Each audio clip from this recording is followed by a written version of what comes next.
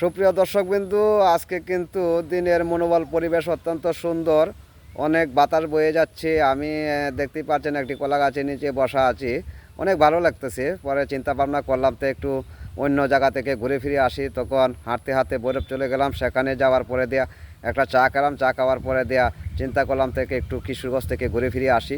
কিশোরগঞ্জ যাওয়ার পরে সেখানে গিয়েও একটি চা খেলাম। চা খাওয়ার পরে এক লোক প্রশ্ন করতেছে যে ভাই আপনার বাড়ি? তখন আমি বললাম যে আমার বাড়ি তো হোসেনপুর। পরে বলতেছে হোসেনপুর কোন জায়গায়? আমি বললাম যে ভৈরগ্রাম। পরে কইতেছে ভৈরগ্রাম কোহানো? পরে আমি কইতেছি গলাচিফা বাজারের কাছেই। পরে কইতেছে গলাচিফা বাজার কোহানো? পরে আমি কইতেছি আপনি আমার লগে এত প্রশ্ন করতেছেন কেন? আপনি কি আমাকে সেরি বেয়া দিবেন না কেমাটেন? পরে কইতেছে বলে আপনি এত রাগ হইতেছেন কেরে?